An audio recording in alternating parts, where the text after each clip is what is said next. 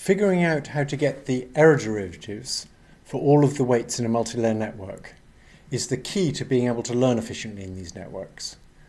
But there are a number of other issues that have to be addressed before we actually get a learning procedure that's fully specified.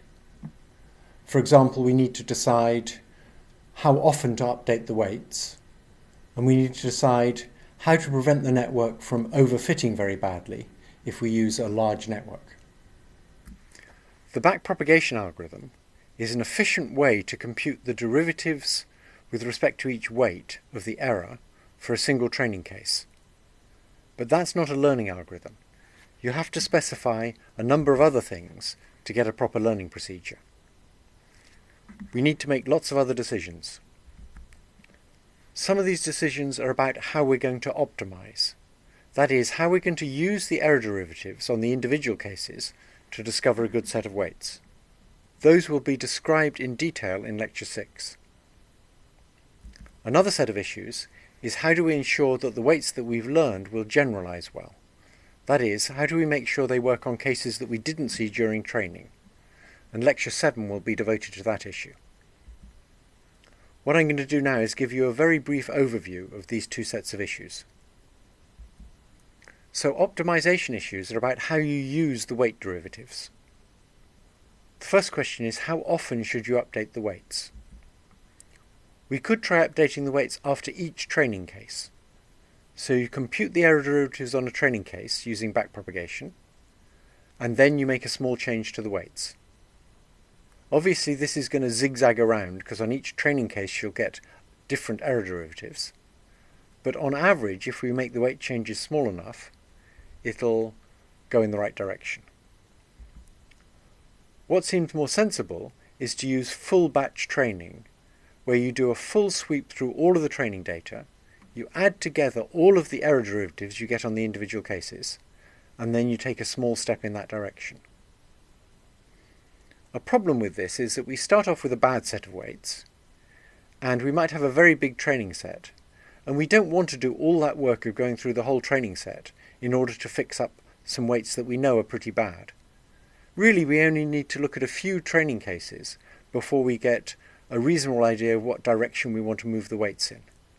And we don't need to look at a large number of training cases until we get towards the end of learning. So that gives us mini-batch learning, where we take a small random sample of the training cases and we go in that direction. We'll do a little bit of zigzagging, not nearly as much zigzagging as if we did online where we use one training case at a time. And mini-batch learning is what people typically do when they're training big neural networks on big data sets. Then there's the issue of how much we update the weights, how big a change we make. So we could just by hand try and pick some fixed learning rate and then learn the weights by changing each weight by the derivative that we've computed times that learning rate. It seems more sensible to actually adapt the learning rate. We could get the computer to adapt it by, if we're oscillating around, if the error keeps going up and down, then we'll reduce the learning rate. But if we're making steady progress, we might increase the learning rate. We might even have a separate learning rate for each connection in the network, so that some weights learn rapidly and other weights learn more slowly. Or we might go even further and say, we don't really want to go in the direction of steepest descent at all. If you look at the figure on the right, when we had a very elongated ellipse, the direction of steepest descent is almost at right angles to the direction to the minimum that we want to find. And this is typical, particularly towards the end of learning, of most learning problems. So there's much better directions to go in than the direction of steepest descent. The problem is, it's quite hard to figure out what they are. The second set of issues is to do with how well the network generalizes to cases it didn't see during training. And the problem here is that the training data contains information about the regularities in the mapping from input to output, but it also contains two types of noise. The first type of noise is that the target values may be unreliable. And for neural nets, that's usually only a minor worry. The second type of noise is that the sampling error. if we take any particular training set, especially if it's a small one, there'll be accidental regularities that are caused by the particular cases that we chose. So for example, if you show someone some polygons, if you're a bad teacher, you might choose to show them a square and a rectangle. Those are both polygons, but there's no way for someone to realize from that that polygons might have 3 sides or 7 sides. There's no way for them to understand that the angles don't have to be right angles. If you're a slightly better teacher, you might show them a triangle and a hexagon. But again, from that they can't tell whether polygons are always convex, and they can't tell whether the angles in polygons are always multiples of 60 degrees. And however carefully you choose examples, for any finite set of examples, there'll be accidental regularities. Now when we fit a model, there's no way it can tell the difference between an accidental regularity that's just there because of the particular samples we chose and a real regularity that will generalize properly to new cases. So what the model will do is it'll fit both kinds of regularity. And if you've got a big powerful model, it'll be very good at fitting the sampling error. And that'll be a real disaster. That'll cause it to generalize really badly.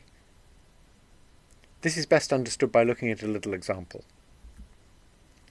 So here we've got 6 data points shown in black, and we can fit a straight line to them.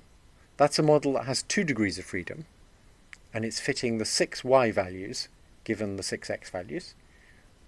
Or we can fit a polynomial that has 6 degrees of freedom. And by hand I've drawn in red my idea of a polynomial with 6 degrees of freedom fitting this data. And you'll see the polynomial goes through the data points exactly, and so it's a much better fit to the data. But which model do you trust? The complicated model certainly fits the data much better, but it's not economical. For a model to be convincing, what you want it to do is be a simple model that explains a lot of data surprisingly well. And the polynomial doesn't do that. It explains these 6 data points, but it's got 6 degrees of freedom, so wherever these data points were, it would be able to explain them. We're not surprised that a model this complicated can fit that data very well, and it doesn't convince us that this is a good model. So if you look at the arrow, which output value do you predict for this input value? Well, you'd have to have a lot of faith in the polynomial model in order to predict a value that's outside the range of values in all of the training data you've seen so far. And I think almost everybody would prefer to predict the blue circle that's on the green line rather than the one on the red line. However, if we had 10 times as much data, and all of these data points lay very close to the red line, then we would certainly prefer the red line. There's a number of ways to reduce overfitting that have been developed for neural networks and for many other models, and I'm going to give just a brief survey of them here. There's weight decay, where you try and keep the weights of the network small, or try and keep many of the weights at 0, and the idea of this is that it will make the model simpler. There's weight sharing, where again you make the model simpler by insisting that many of the weights have exactly the same value as each other. You don't know what the value is and you're going to learn it, but it has to be exactly the same for many of the weights. We'll see that in the next lecture, how weight sharing is used.